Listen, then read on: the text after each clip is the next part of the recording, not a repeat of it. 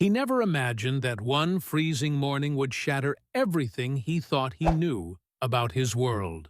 A billionaire, racing home before dawn, finds his elderly mother clinging to life, held in the trembling arms of a homeless black teen. In that moment, status meant nothing, and compassion meant everything.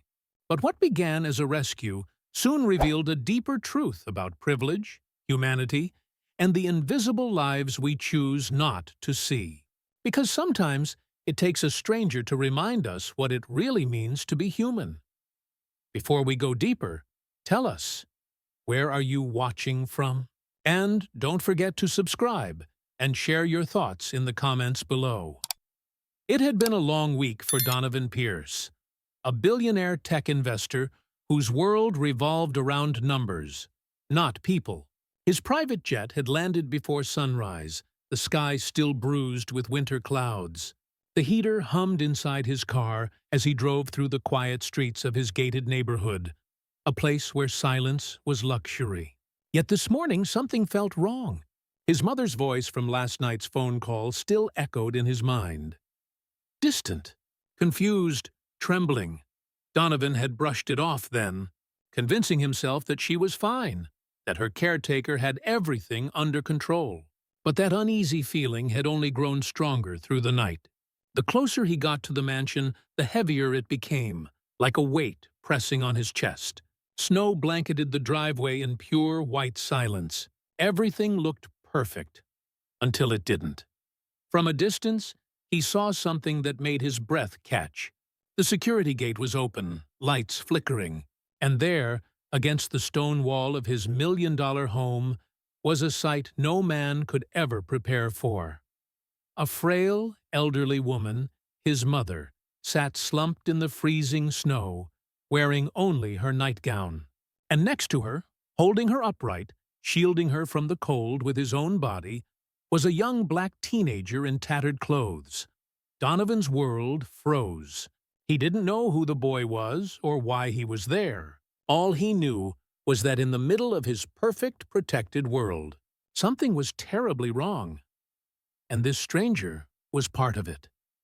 Donovan stumbled out of his car, his polished shoes slipping on the ice as he ran toward them. His heart pounded in his chest, panic and disbelief colliding in his mind.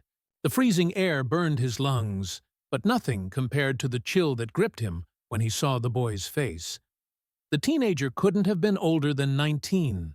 His clothes were torn, his skin pale from the cold, his breath shallow and shaky.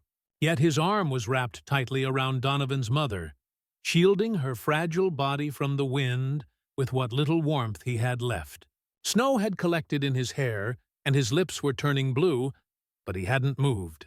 He stayed there, holding her.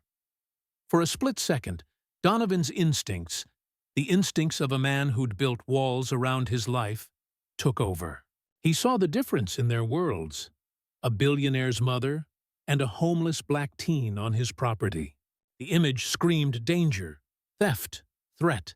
His hand twitched toward his phone to call security. But then he saw his mother's trembling fingers clutching the boy's torn sleeve. Her voice, faint and disoriented, whispered something through the cold. "He helped me." Donovan froze. The words didn't make sense at first. Helped? As paramedics arrived minutes later, the scene drew attention. Neighbors peered from behind their frosted windows, whispers spreading faster than the morning light. Cameras on the gates recorded everything. A poor black teen on a billionaire's property, touching his mother. Even as they loaded his mother onto a stretcher, Donovan couldn't ignore the looks exchanged between the first responders. Suspicion, judgment, the kind of quiet prejudice that didn't need words. The officers questioned the boy while he lay half-conscious in the snow. His name was Malik. He could barely speak through his chattering teeth, but he tried to explain how he'd found Donovan's mother wandering barefoot on the street, confused and lost. How he'd tried to get her home, afraid to call the police, because every time he did, things went wrong. One of the officers scoffed under his breath. "Sure, kid, You just happened to be in this neighborhood, huh? Donovan felt the sting of shame crawl up his spine. He wanted to speak, to tell them to stop, but years of silence, of watching and doing nothing, held him back. It was easier to let assumptions fill the air than to confront them. Malik's body trembled as the medics lifted him onto another stretcher. His last words before losing consciousness cut through the noise like glass. She was cold. I couldn't leave her. As the ambulance doors closed, Donovan stood in the snow, numb and shaken. The cameras, the whispers, the judgments. None of it mattered anymore. For the first time in his life, he saw beyond status, beyond wealth, beyond fear. He didn't know it yet.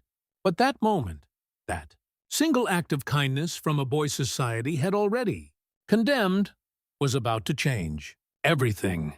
The cold walls of the hospital hummed with the low rhythm of machines, a steady reminder of how close death had come. Malik lay motionless, pale against the white sheets, an oxygen tube running beneath his nose. His hands, cracked and bruised, trembled even in sleep.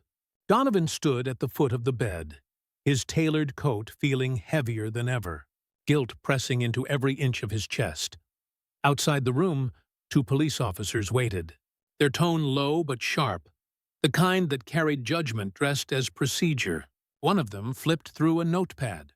Kid's got no ID, no address, no family. Says he found the old woman wandering outside the mansion? Doesn't add up. The words stabbed through the door like knives. Donovan's fists clenched. He wanted to speak up, but something inside him hesitated. Years of conditioning that told him to stay quiet, to stay on the safe side of power. When the officers entered, Malik stirred, opening his eyes just as they began questioning him. Their voices dripped with suspicion. So, you expect us to believe you were just helping? At 3 in the morning? In this neighborhood? Malik's eyes fluttered weakly.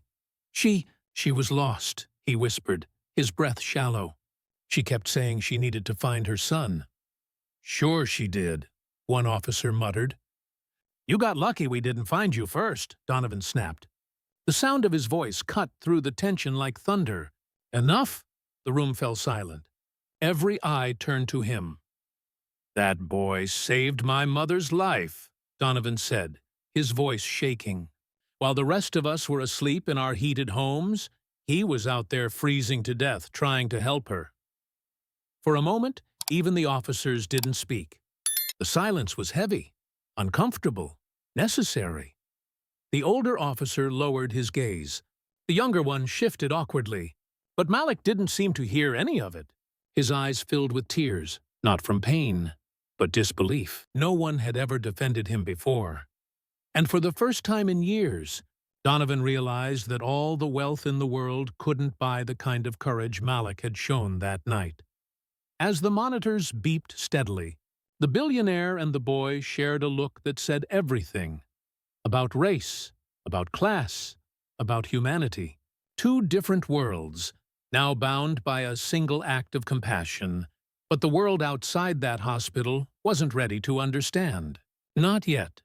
Days turned into weeks, and as winter slowly released its grip, so did the silence between 2 men from opposite worlds. Malik recovered. Though his body still bore the scars of the night, he nearly froze to death. Donovan visited him every day, not out of guilt, but gratitude. The billionaire who once lived behind iron gates now found himself sitting beside a young man who'd lived his entire life locked out by society. When his mother regained consciousness, she remembered only fragments. The cold, the confusion, and a warm voice telling her everything would be okay. That voice belonged to Malik. From that moment, Donovan made a promise. Malik would never sleep on another street, never go hungry again, and never be invisible. He offered Malik not just shelter, but opportunity. A chance to study, to rebuild, to belong. The media, once ready to paint Malik as a criminal, now called him a hero. But Donovan knew the truth was deeper than headlines. Malik wasn't extraordinary because he saved a billionaire's mother. He was extraordinary because he chose compassion in a world that often denies it to people who look like him.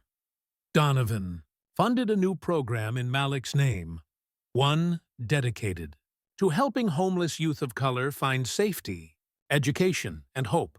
For the first time, Malik's story wasn't buried in statistics or stereotypes. It was proof that kindness can exist even in the coldest places, and that humanity doesn't wear a price tag. Standing outside that same mansion months later, Donovan looked at the bronze plaque installed by the gate, engraved with Malik's words, "She was cold. I couldn't leave her." And maybe that's what the world needs to remember. That real change doesn't begin with laws or money. It begins with moments. Moments when we choose to stay, to care, to see each other. Because until compassion becomes instinct, stories like Malik's will keep repeating. And the question remains, how many more times must we see injustice before we finally start seeing each other?